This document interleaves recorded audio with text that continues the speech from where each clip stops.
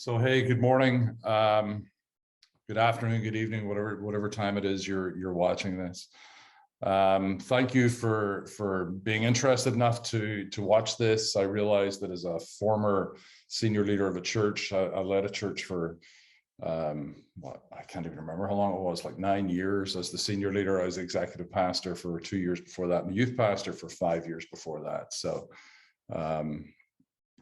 I come with some perspective on what it's like to be sitting in a church service on a Sunday morning and have someone come up to me, whisper in my ear, and tell me what God was doing in the room. And sometimes there were people I trusted, sometimes there were people I didn't know. And being this kind of like center, being like this resource center thing that would do conferences and that would do trainings, and that we would frequently have people that we just didn't know come and even at times just share things with people and stand at the door and share things with people. And it was just really unhelpful a lot of times. It's almost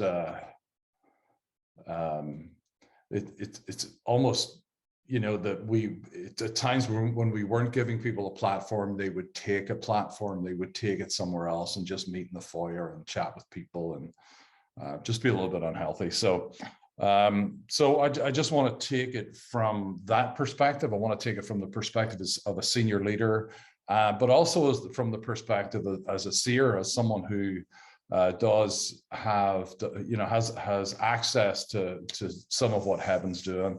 And I want to get into that a little bit as well. So, and if you have any questions, we'll take the questions and we'll go as long as we need to or as short as we need to. So,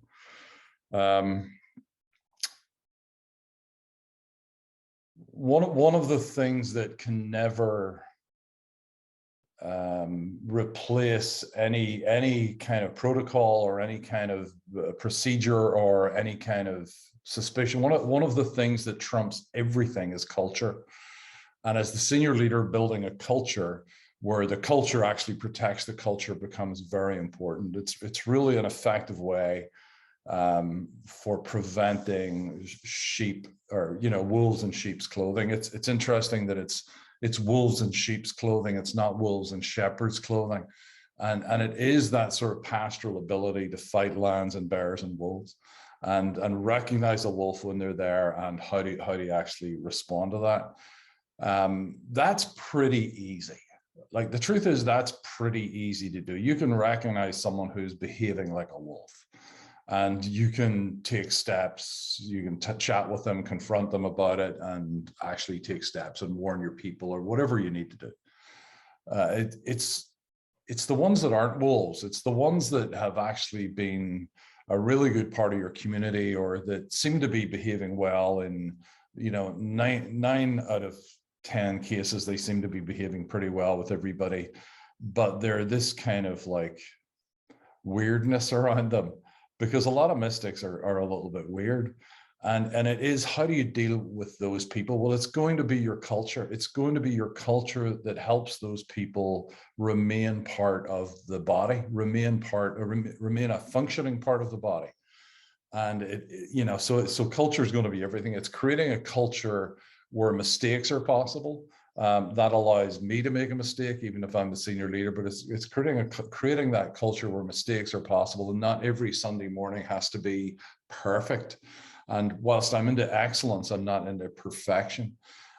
So it's just creating that culture. It's creating a healthy culture of feedback.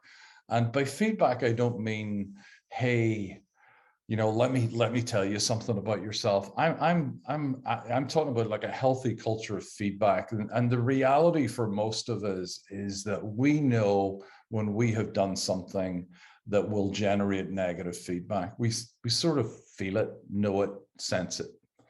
And it's in those times it's really difficult to go after feedback. I mea culpa to that one. I'm as guilty as everybody else with that one, but it's those times when you've sort of goofed a little bit that it's just difficult to solicit feedback. So it's creating a culture of encouragement in the feedback, not just that, well, that was terrible. That was just that's not good feedback. good feedback would be, this is what I would have loved to have seen. I would have loved it to be this, but this was amazing. And you did this right. You did. And I really appreciate your heart. That's good feedback. So creating that kind of culture is really important. And it is going to be the culture of the church, your ministry, that will dictate how healthy people interact with people that are less healthy. I mean, Jesus said it's only the sick that need a physician. And sometimes I feel that we want the least and the lost, but we've no idea what to do with them if they come into our congregations, if they come into our ministries. We don't really know what to do with them. We really want people that are healthy and balanced and don't actually, healthy and balanced and don't really need Jesus. That would be awesome if we could do that. No, we're going after people that are a little bit, on the edge. So having that culture of grace and mercy and just allowing people to learn, allowing people to make mistakes. We actually don't call them failures. We call them, good learns.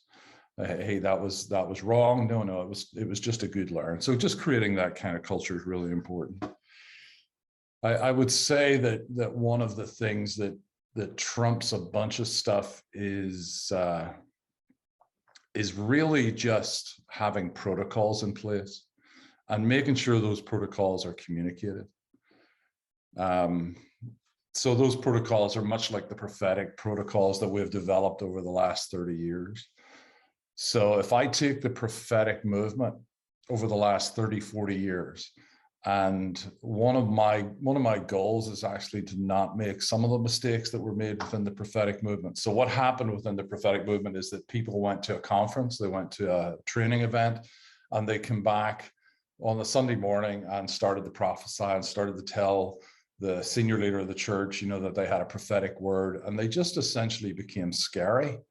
And instead of they became scary to the senior leader, because the senior leader wasn't really sure. If someone's coming up to me as the senior leader and saying, God says this and God's doing this, then I don't really know how to respond to that, because if I say no, then you're telling me that I'm actually going against God. So it's creating some protocols around that. And I feel that within the sort of unseen mystical stuff, I feel that we're actually going to see a radical increase of people's awareness and people's engagement over the next 3 years.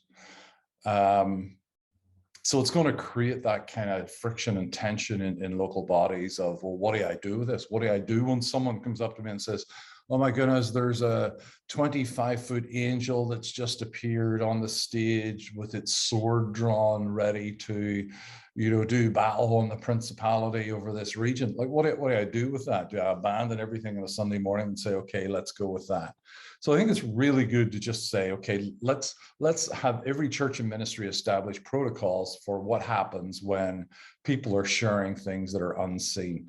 Now, of course, if I'm the senior leader, and someone comes to me and says something like that, and I have no awareness of the unseen realm, then I can feel insecure, right? I can feel a little bit insecure. I can feel a little bit dumb that here's this, 9-year-old child or a 80-year-old woman coming to me and telling me what's going on in the unseen realm. And my only response is either to ignore it or go with it. So it's just a good idea to be a little bit secure and say, here, one of the ways to resolve the insecurity is just to say, hey, we have some protocols. Here are the protocols around that. First of all, I need 2 or 3 witnesses. For me to change the direction of something, for me to actually change where God is leading, I'm going to need 2 or 3 witnesses, because that feels like biblical. Instead of saying, okay, let's abandon everything. And you kind of get that a lot in smaller kind of prophetic driven ministries, where they don't wait on the 2 or 3 witnesses. They just go for whatever someone says or feels, or what, and whether it's the Lord or pizza from last night, we don't know, because we're not kind of waiting on the 2 or 3 witnesses thing. So I think it's good to have that as a protocol. I think it's good to have as a protocol that everything must be filtered through whoever is leading the meeting. So that can sometimes be the senior leader. If you're preaching and you're leading worship and you're juggling and doing all the transitions, that can be the senior leader. Or at times it can be whoever's teaching, right? So if I'm at a church speaking, if I'm at if I'm traveling and I'm going to a church and speaking, all I'm doing is speaking, right? That's all I'm doing. I'm just sharing a message that's on my heart. However, if I have given the service over to someone else, if I said, okay, you're now, so if it's a member of my staff and I've said, okay, you're gonna lead this Sunday, then that means they're leading. So it's a bit asinine for me for people to come and share things with me whenever I'm actually just enjoying the service and someone else is leading it. So having some kind of protocols, having protocols about what you do when you reject somebody is really important.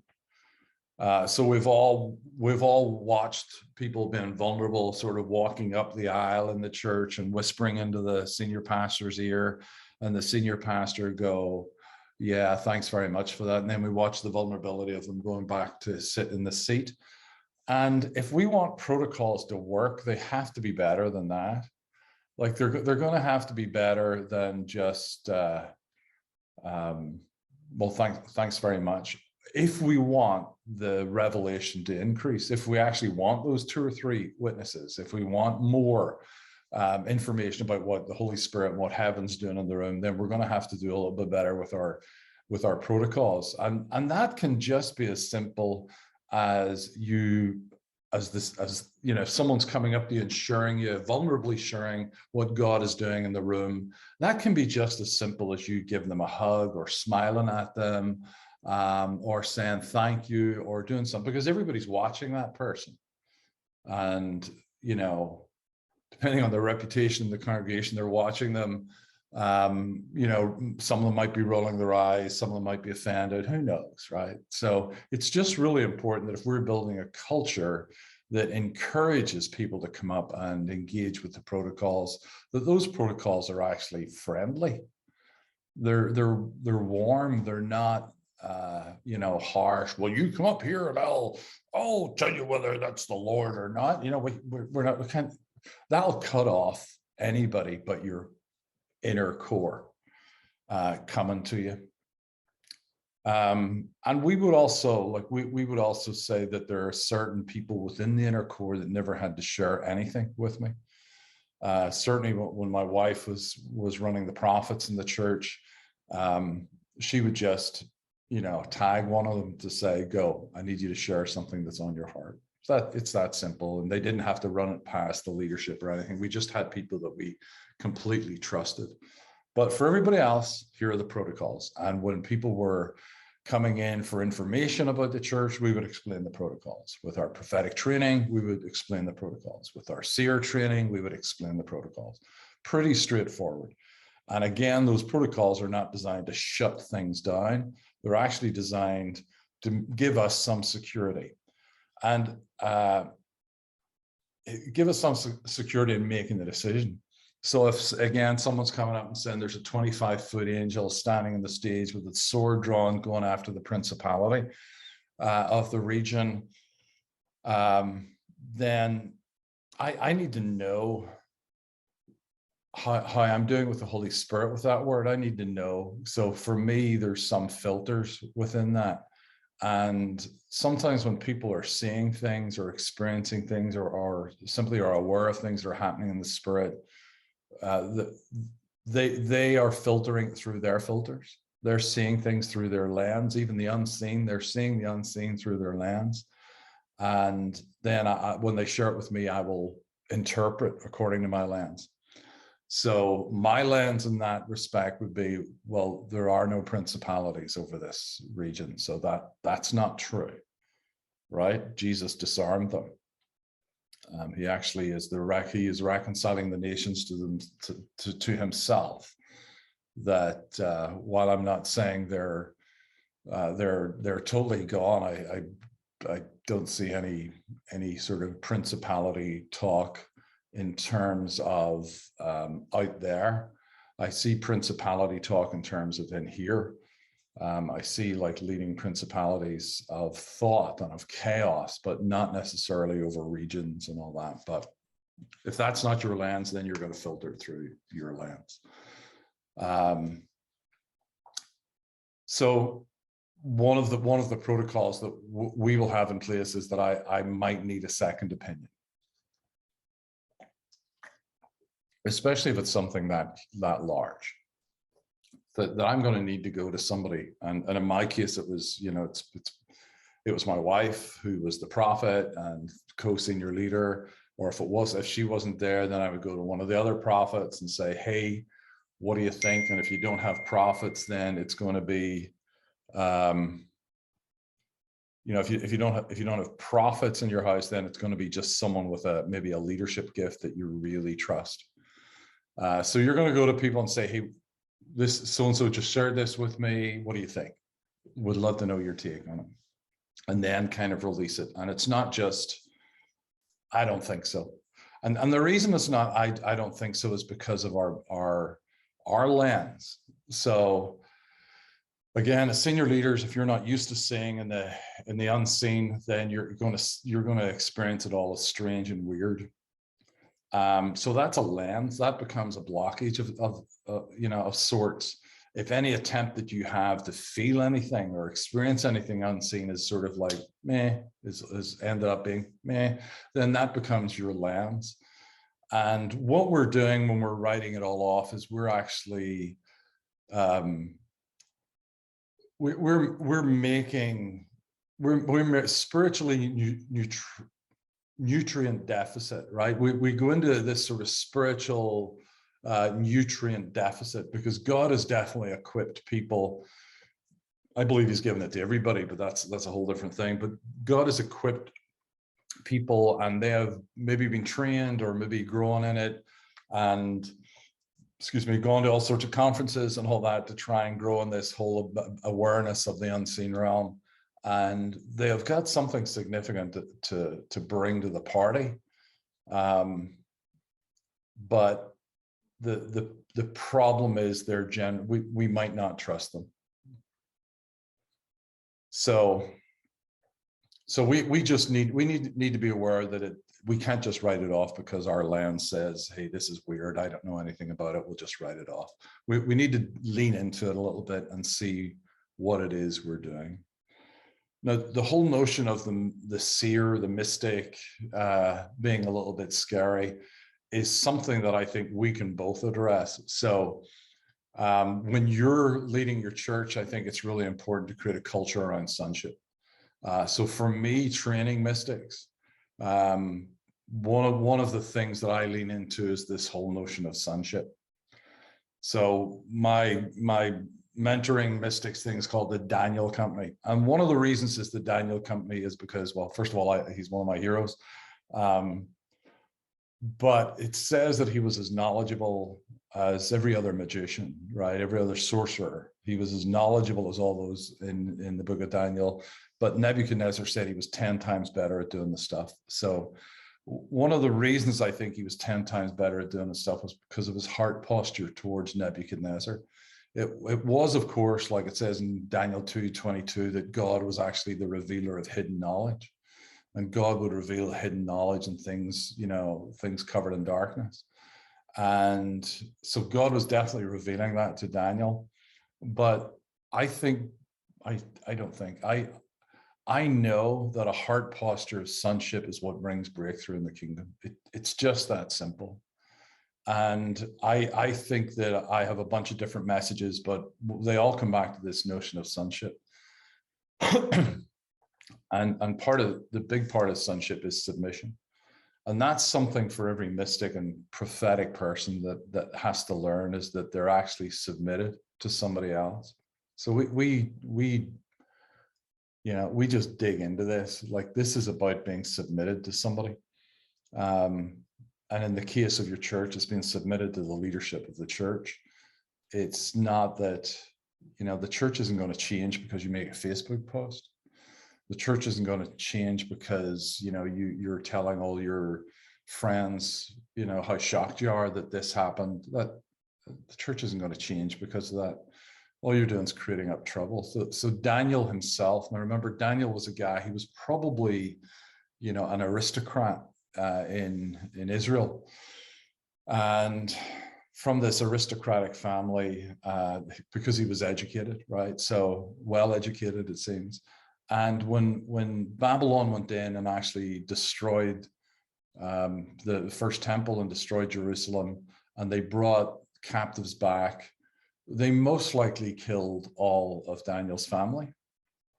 So here is a king who has destroyed his city, has probably killed his family, based on what we understand of ancient Near East cultures at the time, has probably killed the family of all those that they've kidnapped, but they've kept the best to come and actually be enslaved.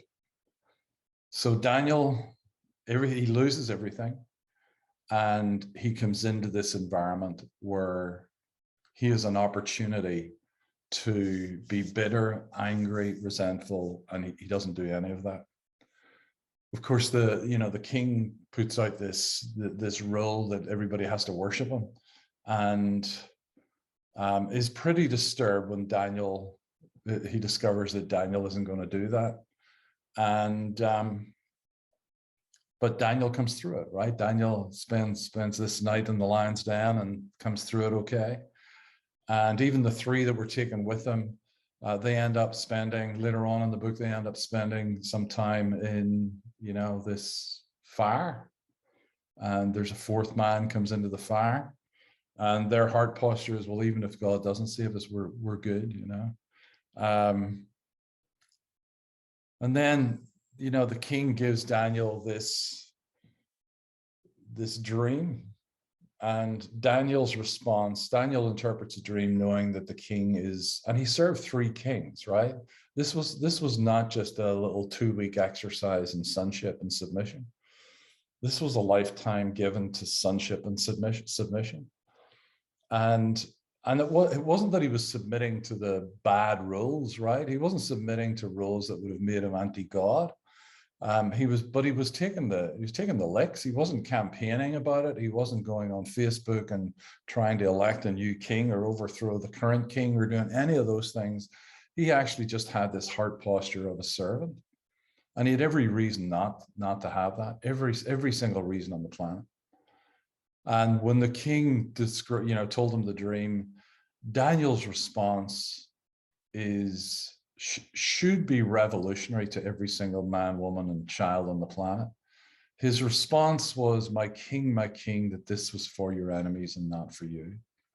Because he had such a heart for the king, and he had every reason not to. He had every reason to be bitter, angry, resentful, you know, full of, you know, justice, a real sense of justice, but he didn't have that. So we try to instill that. I try to instill that into my Daniel company, into the ones that are stepping up and being vulnerable and saying, hey, I want to serve. Not all of them get it. I appreciate that.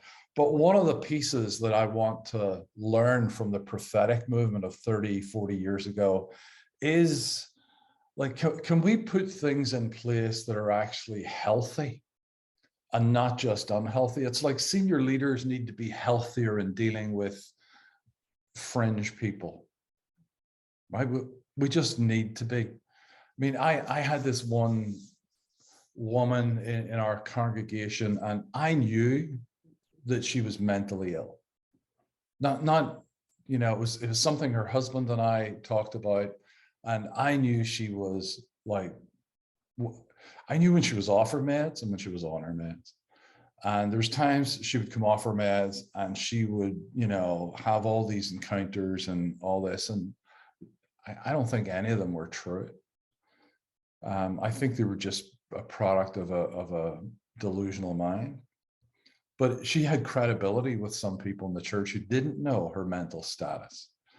And my heart posture towards that was never to just listen, you don't know what I know, just let her, like, I wouldn't do that. And it's not that I haven't made mistakes, but for me, it was like this compassion.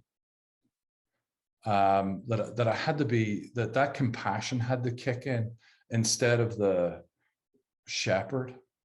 You know, the shepherd who's fighting off wolves and lions and bears. It was a compassion for the individual that had to actually rise up in me instead of being the protector of the flock.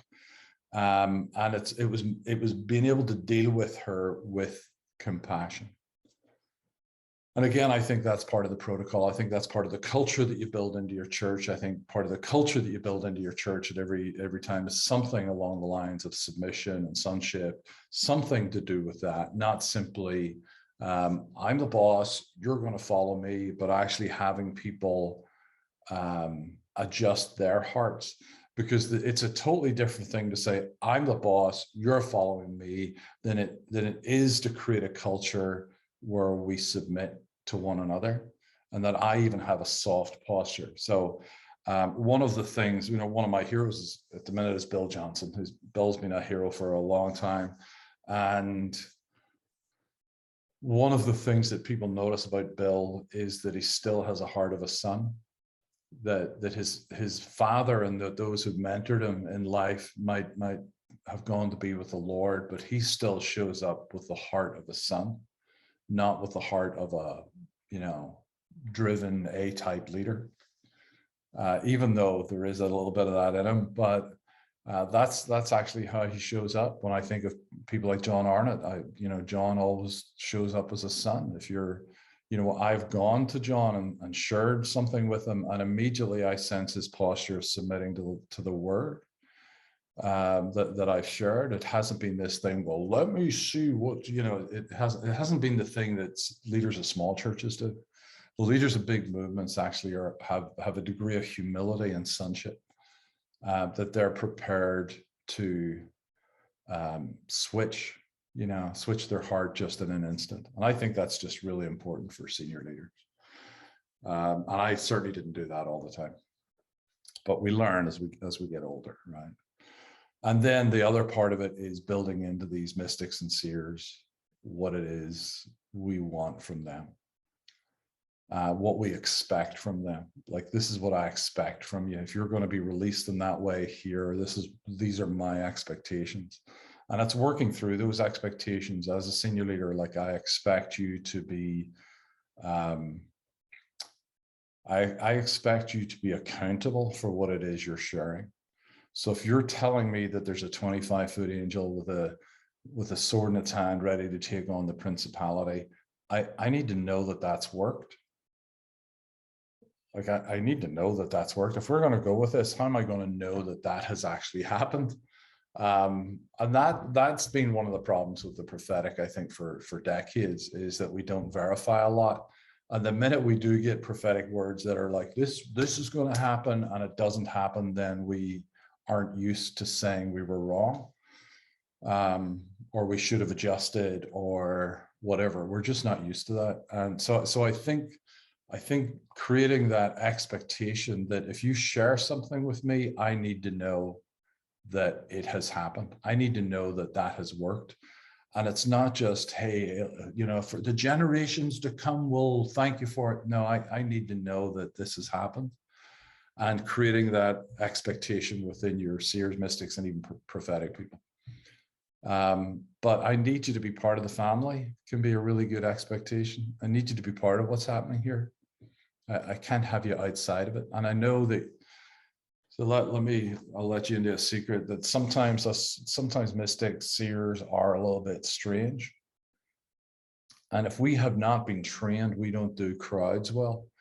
If we haven't had that piece of us trained and had people that are a little bit further down the road, if that hasn't happened, then we can just become isolated, a little bit strange and all that. Because one of the things we experience is all the things. So walking into a room full of 50 people, I was in a room full of probably 100, 110 people last night. And I sat on the edge. And had a one-on-one conversation with one person. And I've been doing this for long enough to know that I'm actually not overwhelmed that I want to run out. But some of your mystics are like that. Some of these seers are like that. They go in and they don't know what it is they're feeling. They'll blame a religious spirit and they'll run out the door simply because they haven't been trained. They'll say, "Oh, all these people are full of demons," and run out the door simply because they haven't been trained. And that's partly where I come in, is to help train people. I actually had someone this week, and they were explaining that this person they were having a conversation with started to really push back against the whole sort of like seer thing, and say, no, this is just new age and all that. And their comment to me was like, there's such a religious spirit. And I'm like, well, hold on here. Is that discernment or is that defensive? Because just saying someone has a religious spirit doesn't offer any hope. And surely God is always going to use these gifts of the Spirit, as it says in 1 Corinthians 13, that these three things remain. So faith, hope, and love have got to be part of our experience with the gifts. So if this is a discernment thing for you and you're saying it's a religious spirit, there has to be hope in this. And it's probably not a religious spirit. It's probably just someone is really concerned and doesn't understand and is a little bit afraid. And that's not a religious spirit. That's just people not understanding. So can we just be in the tension of that a little bit and sort of press in and bring hope to the conversation, bring faith to the conversation, bring love to the conversation, instead of just saying, oh, it's a religious spirit, I'm out of here. Anyway, one of the issues of being a mystic is it feels at times, if you haven't been trained. So in Hebrews, it talks about training your senses to discern good and evil, right? Training our senses, the word gymnasio, right? It's going to the gym. It's doing workouts in this. And if we're not working these, if we're not doing workouts with these, then we're not growing. So you can have 60-year-old women who are stuck at the same level of this whole realm as they were when they were 15, simply because they haven't been trained. But what they've done is they've built up a lot of walls to protect themselves from people. So having the expectation is like, I need you to be trained. That would be really good. Send them to me. I need you to be trained, healthily trained in this. But I need you to be part of the community. If we have a church of 30, 40 people, I need you to be part of this and an engaged, healthy part of our family here. If the church is 5,000 people, then I need you to be engaged in this church, not just on the sidelines. And I'm not saying you give them a list of like, you have to be in a small group, you have to serve in a ministry. I'm not saying you do that. That produces hirelings, not sons and daughters. But I think you give them an expectation that I need you to be part of this. I need you to be accountable, and I need you to be a healthy part of the family here. Those are really helpful, because it's actually in being part of the family that we get a lot of that stuff knocked off us. And you can say, I need you to be trained, whether it's with, whatever aligns with your particular theological bent, then get people trained in this whole mystical seer discernment realm.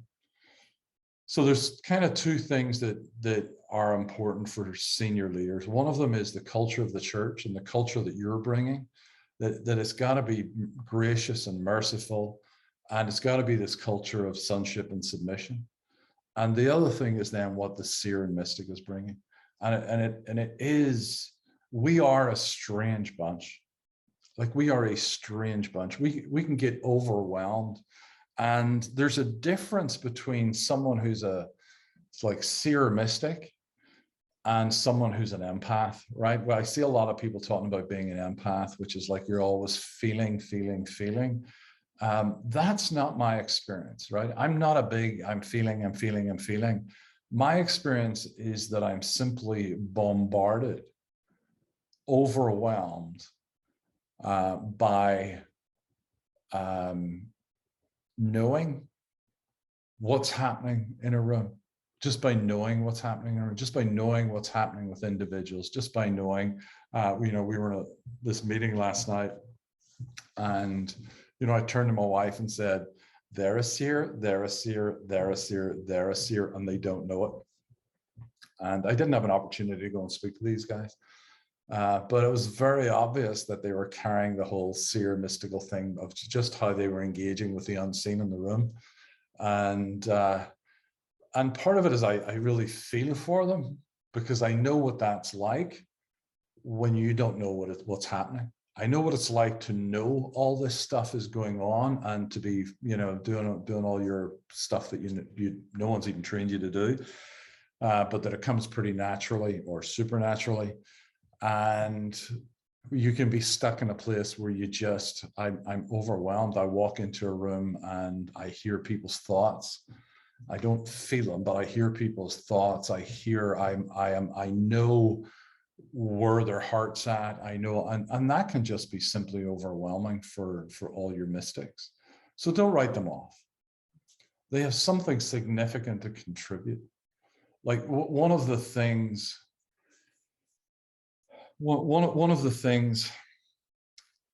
like even dealing with the angelic and the sort of angelic stuff is probably my favorite piece of it, and the one that I've had most experience with.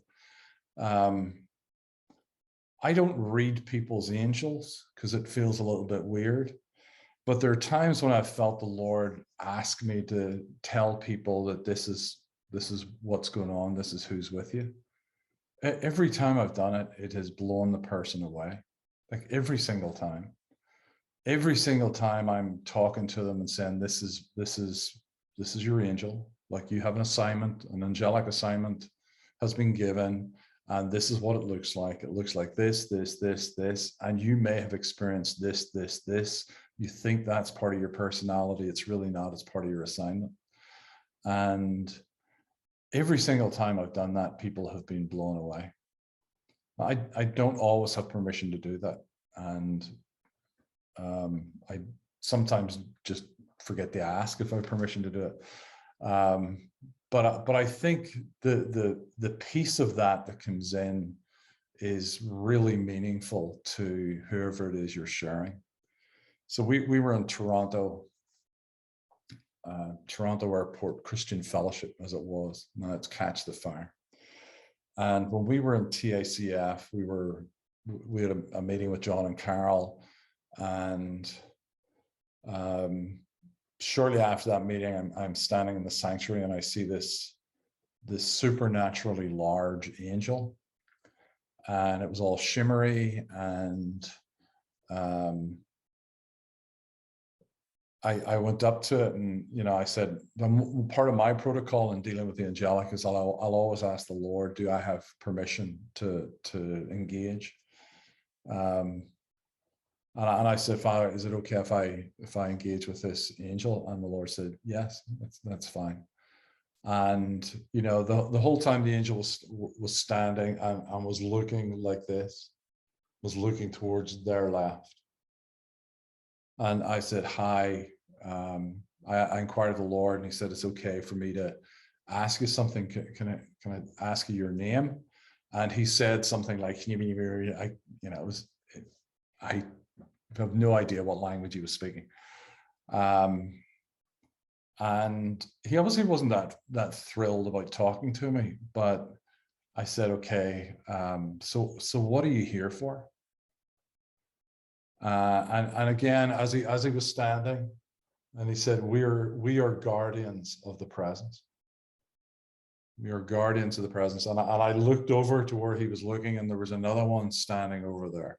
So an amazing encounter, like amazing.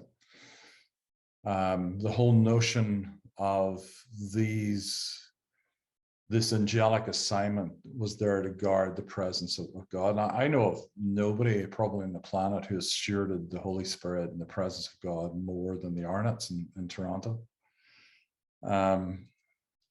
Without John and Carol, there is no Heidi, there's no Bill Johnson, there's no Randy Clark, there's none of that. So I don't know anybody that's done what they've done. And their whole thing is about stewarding the presence. So fast forward 9-10 months, John and Carol were in our church preaching on Sunday morning. It's a snowstorm, so they can't get out. Their flight's delayed. So we went for lunch. And my wife, bless her soul, nudged me and said, well, she didn't nudge me. She actually said to me in front of John and Carol, Ian, tell John the angel story. So I was like, I don't like, my thing is I don't like sharing what I haven't asked permission. Can I share it? Like I am a little bit tired, I think, of people sharing things just all the time. Let me tell you what heaven's doing. Let me tell you all this. I get a little bit tired of that because Paul didn't share everything, like Paul was not keen on sharing his own experiences. He said, I know a man, whether in the body or out of the body. He wasn't saying this was him. So I like to ask the Lord, and I'm like, oh, Rachel, don't do this to me.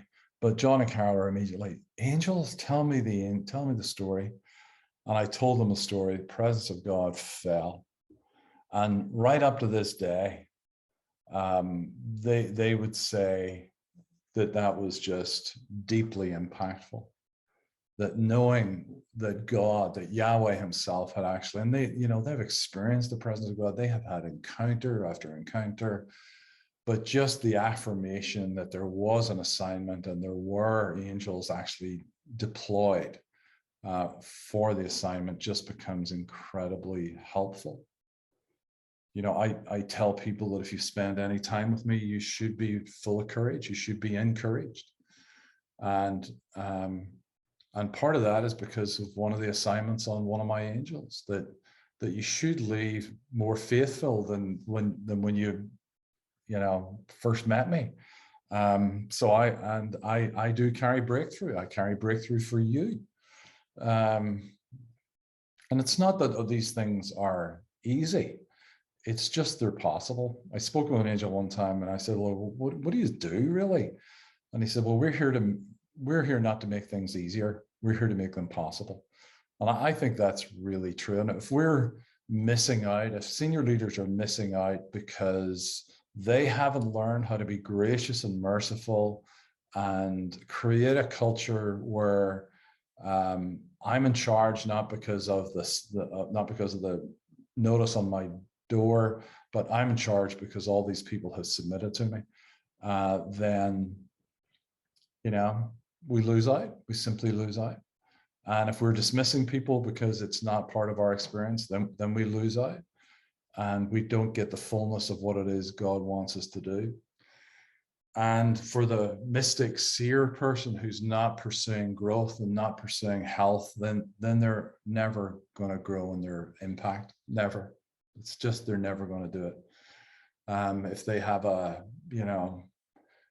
ministry and there's 12 people involved in that ministry, they may think 12 is such a special number, and because Jesus had 12 and there were 12 tribes and all that kind of stuff, they may see that as being, yes, we're going to save the world.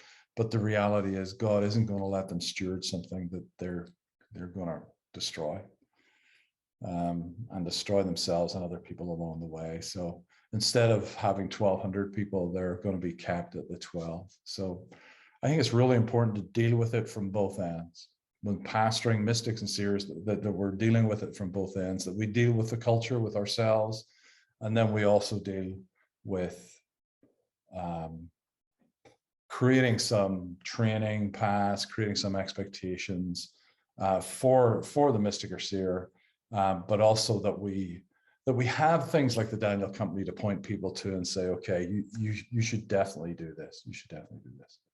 I'm going to take 5 minutes and then I'll come back and we'll take questions.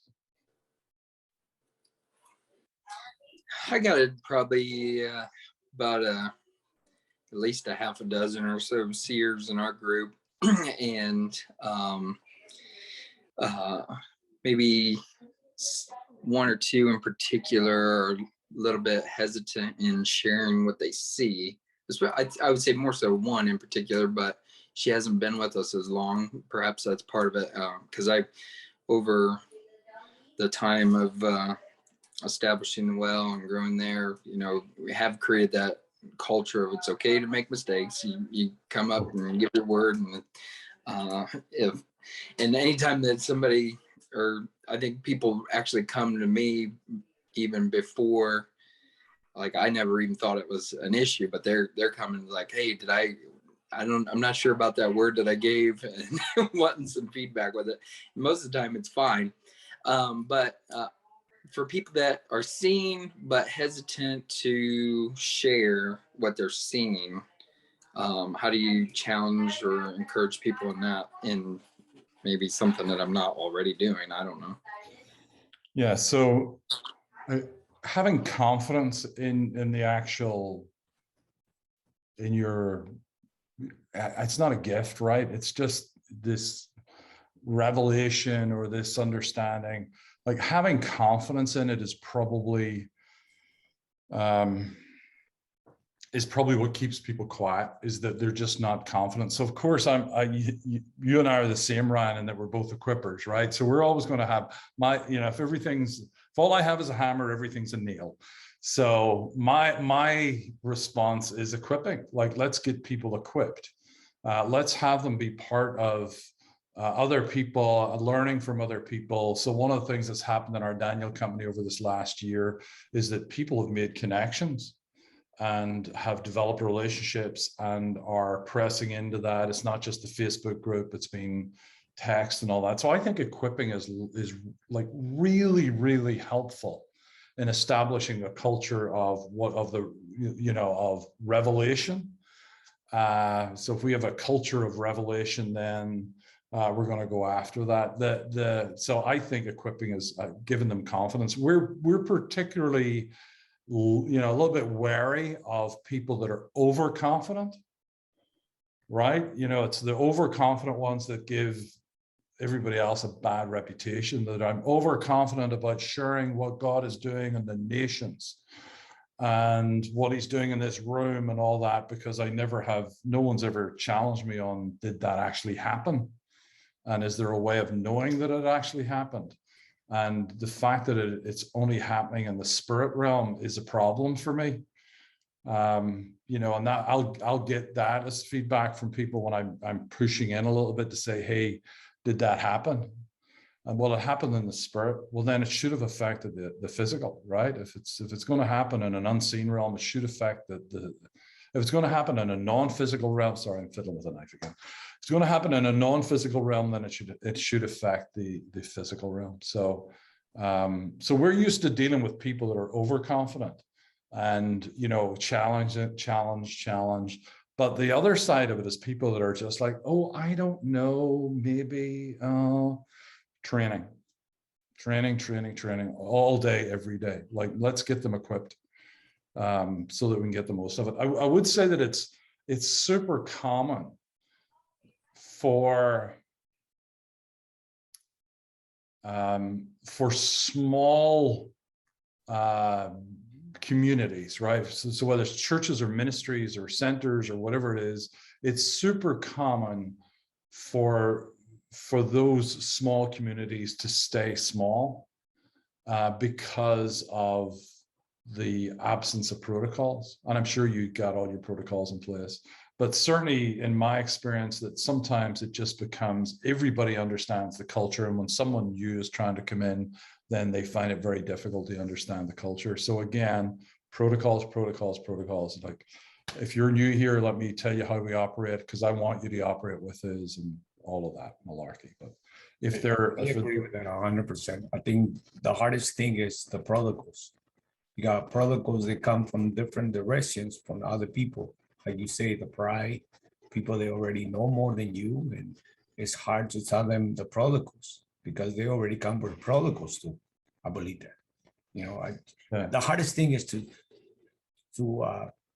you don't want to tell the person to go sit down, but at the same time, listen to the protocols and listen and be obedient. Every person want to have a platform. Every person want to say the last word. Every person want to tell you even before you leave, even in the parking lot. And I think that's bring confused to many young generation.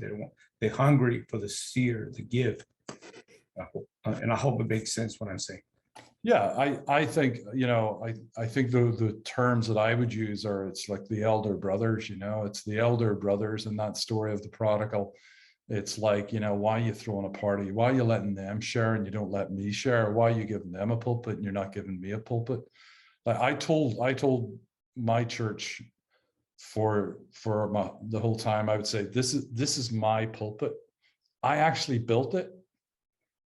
And I know you think it's very attractive, but I have built this. I have built this on the backs of blood, sweat, tears, accusations, spiritual attack, people coming at me praying for you late at night, me going to visit your children when they're in prison. This pulpit has been built on that. So when I'm giving anybody this pulpit, it's my pulpit. It's not your pulpit. It's not the pulpit of this church. It is my pulpit. And trying to bring in this sort of like, this is why I own this, right? It's not actually because I'm better than any of you. It's just because this is what I've built. This is what I've spent 15 years building, is this pulpit. And no, you don't get to do that. And I would literally say that at all our prophetic trainings and all our seer trainings. I would say exactly that. Just to be clear, this is mine. Now you're going to come in and you're going to say, oh, that's a beautiful pulpit. Oh my goodness, that is so amazing. I would like it. Oh, if only I could have that pulpit, then I would impact the nations, not like this bozo who's only impacting 400 people. And, no, this is my pulpit. I built it. You want a pulpit? You build your pulpit. Let's see how that goes. And that's why there's so many people with 12, with congregations, ministries of 12 people. Either that or they're in a very small town in Ohio. So one of the things, like health is really important, right? So when we do our School of the Prophets, we don't just want to raise up prophets, we want to raise up healthy prophets. Because what you got going on is you got, you have a bunch of mystics who are like, I don't want to, they sort of like go to a place, don't fit in, and move on to another place, right? And they don't fit in and they move on to another place. And they don't fit in and they move on to another place. And I don't know if there's an answer apart from an encounter with God himself.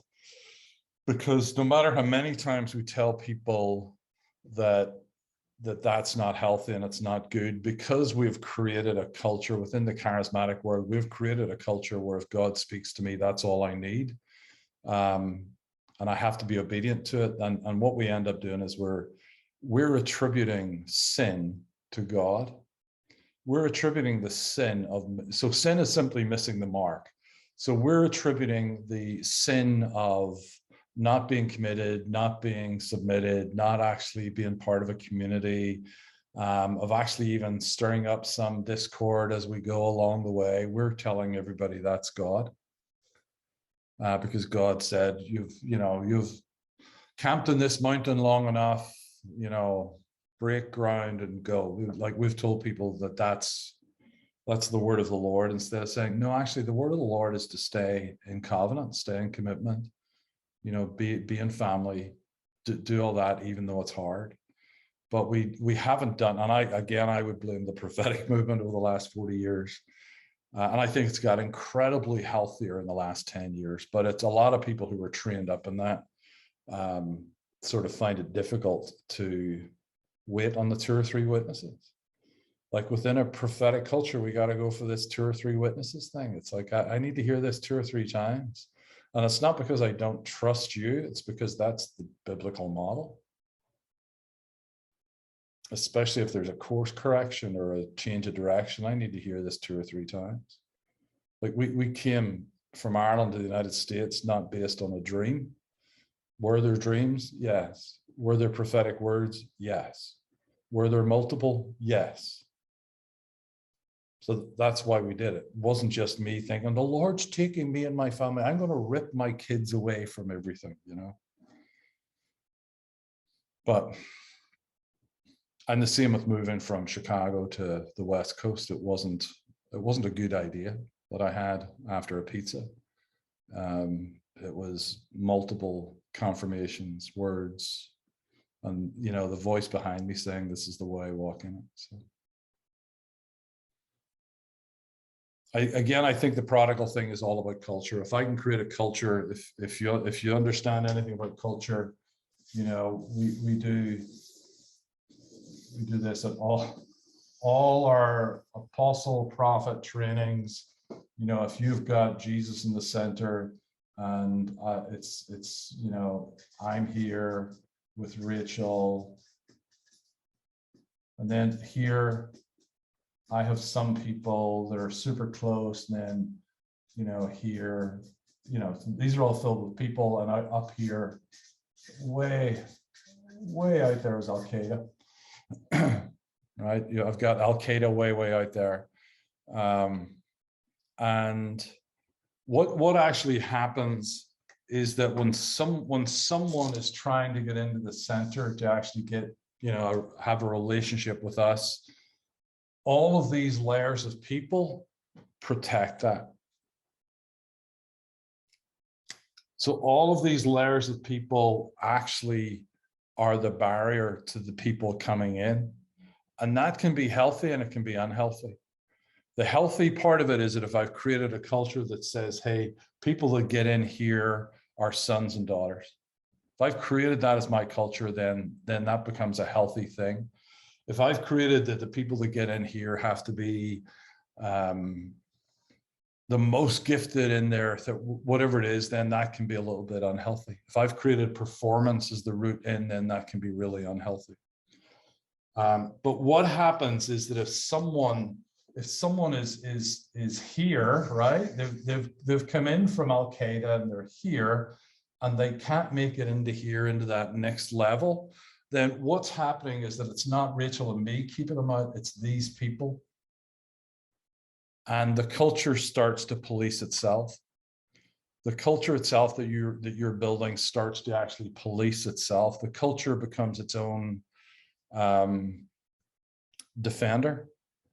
And that if someone is here and say it's a church thing, someone's here and they're an active member and they're attending to everything, but they can't break it into leadership, it's because all of these people observe something in this person's behavior that says you're not quite there. Now, what we don't want to do is we don't want to leave it there. We want to say, okay, you're not quite there, and this is how you get there. So that's really important with the prodigals, right? So when people are coming in and they smell of the pigs, right? They have the scent of the pigs still on them. We can't just say, no, this is not what you're not there yet. We have to tell them this is how you get there. Like if you want to preach, like if you want to use my platform, if you want to use my pulpit, this is how you're going to get there. And the steps for you is that, like, I have to trust you. I have to know that you're going to protect the things that are important to me. I have to have that trust. I need to know that you're going to protect the things that are on my heart. And if I don't know that, then you might end up being out there with Al Qaeda. I'm going to move you and put you out there with Al Qaeda. Because if you're not going to protect the things that are important to me, like, I'm not letting you into my house if I think you're going to damage my children, my wife, or my property. You're not coming to my house. Right? So I've got to trust you, and this is how you can build trust with me. You can build trust with me by being joyful, by being positive, by not being a curmudgeon. You can build trust with me by, getting people, building friendships. So one of the great leadership questions that we used to use was, and I'm sorry, man, but this is especially for men. Tell me your friends. Who are your friends? Like, who are the ones that you're actually sharing life with? And if someone says, I don't really have any friends, it's very scary. Like, they become a very scary person. And they might be, 70 and have never learned how to do it. And the chances of that changing are very slim, but I'm not probably going to be your friend. I'm probably going to still be your pastor, your leader, whatever. So you got to tell people how to get in there, and everybody here will acknowledge how you get in there. So if someone wants to be a leader and they're not generously giving, and I've made that mistake a couple of times, and I made it horrendously one time, but just letting people that don't share your values and don't protect the things that are important to you. So that's telling people how you can get in is really important, instead of just being. So one of the things we do is we're used to the wolves. We're after the wolves, instead of saying you might just be a sheep who's been bitten by a bunch of sheep over the years and you're a little bit cagey. So it's important for us to just provide a way. Any other questions?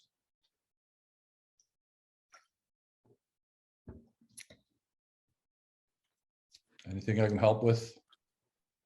My other question was for the platform seekers, but I think you kind of covered that with having conversation and find out what their heart is and explain how they can get there. Yeah.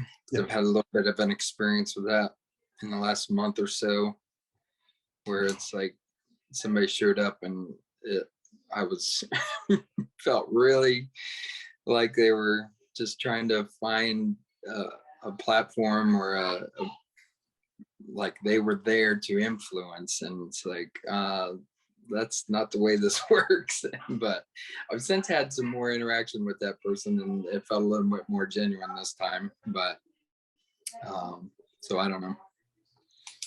Yeah, it's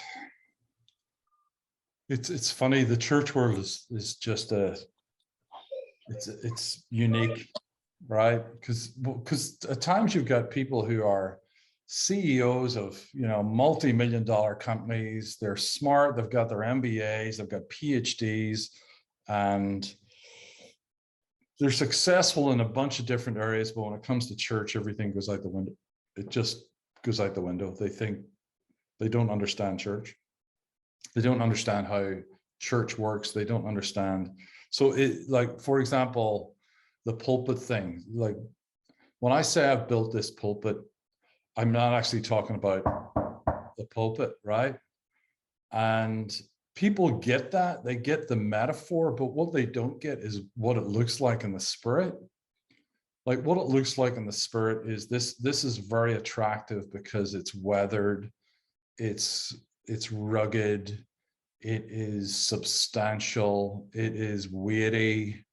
And people think that's because I have had some profound revelation the night before, and it's not. It's because of what I've built. And I would say to all sort of young leaders that are starting out that you're building something in the spirit. You're not just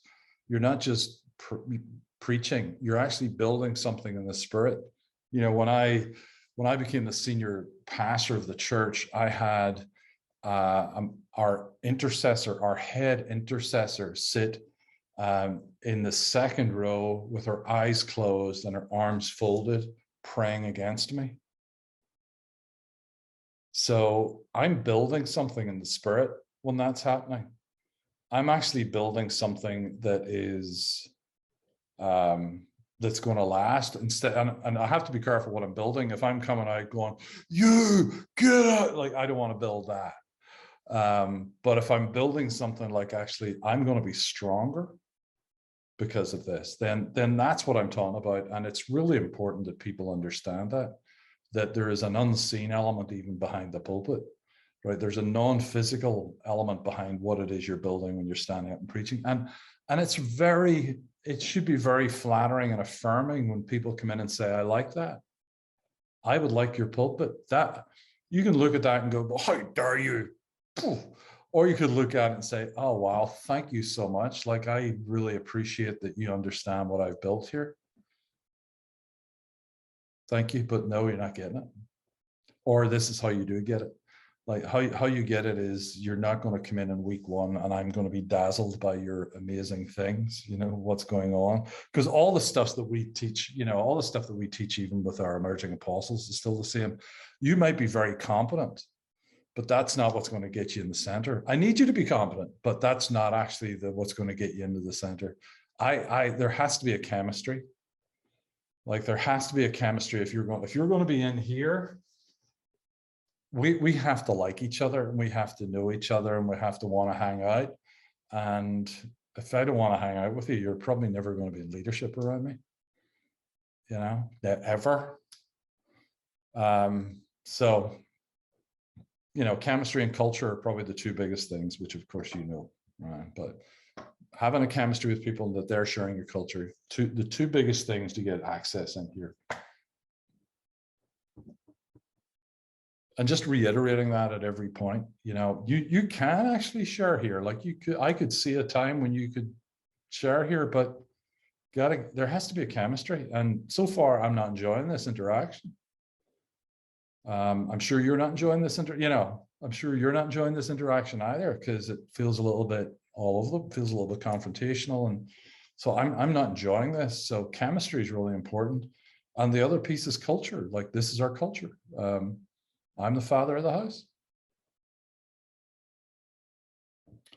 I put it in those terms and people think, oh, well, I'm the father of the house as well. But when we started to use terms like I'm the father of the house and I need you to be a son or a daughter of the house, that kind of helps a long way. But the other side of it, let me just say, I've been that guy. Like I have been the guy that has gone in and said, ooh, that's a lovely pulpit. I wonder, could I use that pulpit? Ooh, that's very attractive. I have been that guy. And I don't believe I was full of demons. I don't believe it was from anything else other than no one had taught me. The people are amazing in all sorts of walks of life, but we come into the church and no one teaches you how to actually get influence. There's a whole thing at the minute about family. I hear people talking about family and revivalist family and all of that. I understand what they're saying. I was also part of a family and it wasn't awesome all the time. So I think it's a sort of glorified notion of family, but even bringing some of that family language in, I think is super helpful. Hey, I'm the father of the house. My wife's the mother of the house. And we need you to be a son or a daughter of the house before we're gonna, do whatever. But don't be overly harsh on them. Don't be overly harsh on people like me, because we can change. We can change with a bit of kindness. We can actually change. And yeah, where I wanted to be. I mean, I don't want to reject in the process, but also, just not like, whoop, you're right in the hot lava core, like you say, Yeah, that would, if you did that, if you bring them into here, you'll lose all these people. Yeah. Because they'll be like, wait a minute, we're protecting the culture and you're not. Yeah. You violated the culture that you've been saying we're building. What the heck is happening? Yeah, super important. Anything else, people? I'm going to count down from 5 to 0, and then I'll let you go and get on with your day. You know what? I like what you were sharing today. I mean, this is my first time I ever, got involved in something like this. But I like what I hear, and that's a lot of mistakes that I done. So I like this. I like this. Where do you live, Jose? South Howland, Illinois. Wow. Yeah, we're close, but I never, I heard you before. I seen you before, you and your wife doing ministry, but I never got involved on that. But I just want to say that what you were just sharing is right on. Those are the mistakes we've done because nobody ever told us nothing. Right. I did those mistakes. I'll be honest. I even got kicked out of the church. Yeah. Because that's what I did. Yeah. Yeah, and it is creating that sort of like wider church culture that says, hey, it's, none of us are irredeemable. None of us are past, we've made mistakes. We did it wrong. So, Yep, I agree with you. And the worst thing about it is, like you said it a couple minutes ago, you got those people they're for years they'll be speaking against everything new. So every time you try and do something new, like you said, at the moment that person, that senior, was praying for you, against you, I mean, welcome to life, welcome to this ministry. They call, we call ministry, but that's the sad story about this. And the sad thing about it, that those are the people with more problems than anything, but they don't want to change anything. I know. I mean, I would not. New. Yeah, I would not want that. I would not have wanted her life or anything like that. It's Right. just, seeing the person, right? It's like Jesus ministering to the boy in the Garden of the Gadarenes. He wanted to see the person before he wanted to see the demon. Right. He's asking the boy, "What's your name?" He's not asking the demon, "What's your name?" He's asking the boy, "What's your name?" Like, he's not talking to the devils, he's talking to the boy, and it's seeing the person even beyond all the stuff that's going on. But we're no longer in Illinois, though, Jose. We're now in Southern California. Come on, man. Why you move? Well, now I'm trying. Sorry. So, I blame the Lord, but we started to get prophetic words about moving. I'd been coming in here for like a week a month for about 3 years, and there are no winters. I love it. Yeah, no. Well, that's not true. There, winter. Come on. We did have winter this year. It was on a Wednesday. Yeah, but and it was in the 50s. So, no, I love it. No, I agree. Thank you for what you're sharing. Thank you. I'm gonna be honest. I think that the last 3 years has been the toughest time. Not only in ministry, but man, I think seeing people there were so much mature, and the seers gifts and the prophetic, and those are the people, the first ones that run away. Those are the people that run away. Those are the people that went hiding, not because they were not listening. I think they were more rebellion than anything, and I think that's the hardest thing. I would love to hear from you. What would you recommend to learn more on the Seers? What are the books? I know Chicago got a major leaders, but I think the freshness, I just believe like a mango, right? There's so many different mangoes, and I go with this fruit. But there's so many different mangoes. But man, when you taste the one that is right on, it just, you want to continue to taste the same one. And I hope it makes sense. Yeah. So we have, we launched our Daniel company today. I launched my Daniel company today, which we put it out there. We had 62 people go through it this year. Wow. And so we launched registration today, and we closed registration April the 30th. I will tell you that in my biased opinion, it's the best that there is on the planet for people learning how to grow in this whole thing.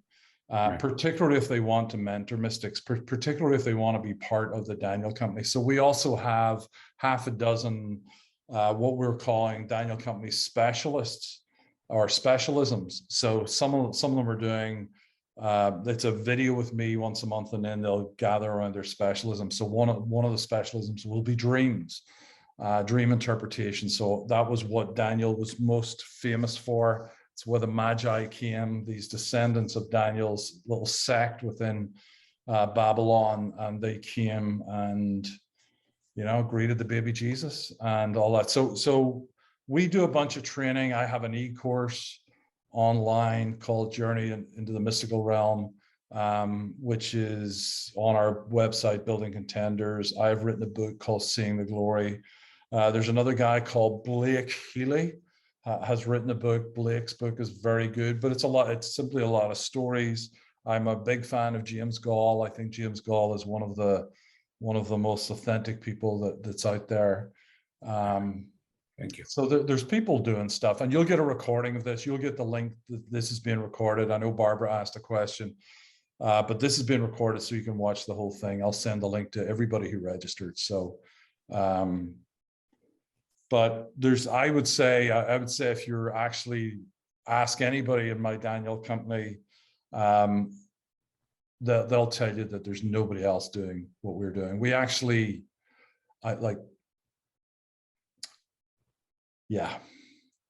we get into it. I believe God, over the years, God has given me 7 pillars of Christian mysticism. We just do those 7 pillars for 6 months, and have a look and see where we get some thinking. So, for example, you're all, like I mentioned, the number 12 being special. The problem is that that's not in the Bible. Nowhere in the Bible does it say the number 12 is important. Nowhere in the Bible does it say the number 40 is important. Nowhere in the Bible does it tell us anything about numbers. Nowhere. And yet we all sort of commonly believe that numbers are significant. So when you see 1111 all the time, it's like, oh my goodness. All the prophetic people, panic, but we go into where do we get that from? Where does that actual thinking come from? So yeah, we investigate some of that. We investigate some of the, why does it say, why is divination forbidding? And divination is essentially taking God out of the decision-making process, right? It's taking God away from, it's looking for a yes or a no is really what divination is. And yet right on the breastplate, you've got the and Thummim, which is basically a set of dice that you roll to see what God's will is. And even in Acts chapter 1, you've got Peter using these dice, and the scripture for telling us how to use them and build them doesn't exist. There's nowhere in the Bible or the Apocrypha does it tell us that this is how you make them, this is how you use them. We have no idea what they look like. We have some suspicions based on other religions that use them, but we have no idea why. So we look at all that. We look at why it's important to stay Christocentric in this world, and this world of the mystics. So that's, I would do any of those and you'll be great. You'll certainly learn. So thank you. All right, people.